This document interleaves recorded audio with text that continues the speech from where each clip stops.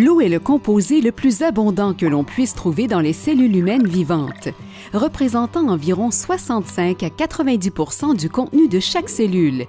Qu'il s'agisse de la digestion, de la fonction cérébrale ou de la circulation sanguine, l'eau est un nutriment important pour tous les aspects de notre santé.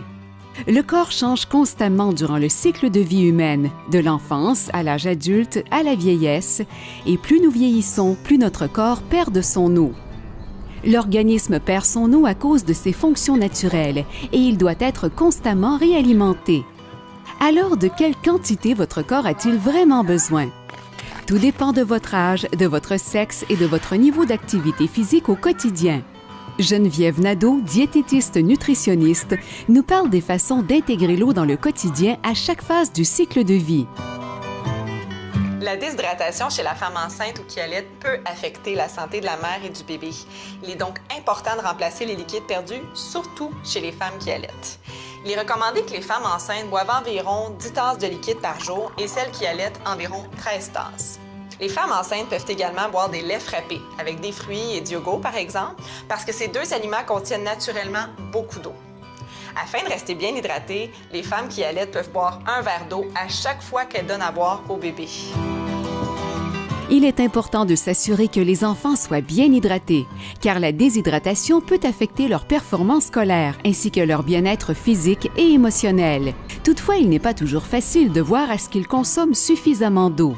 Encouragez vos enfants à bien s'hydrater en leur offrant par exemple une bouteille d'eau quand ils quittent la maison ou en leur servant de l'eau à table durant le souper ou bien en leur offrant de l'eau au lieu des boissons énergétiques. Pour vous assurer que vos enfants sont bien nourris et bien hydratés durant la journée, qu'ils soient à l'école ou au camp de jour, mettez-leur des collations au contenu riche en eau dans leur boîte à lunch, comme du melon d'eau, du cantaloupe, des bâtonnets de céleri ou du concombre, ainsi que des tomates cerises.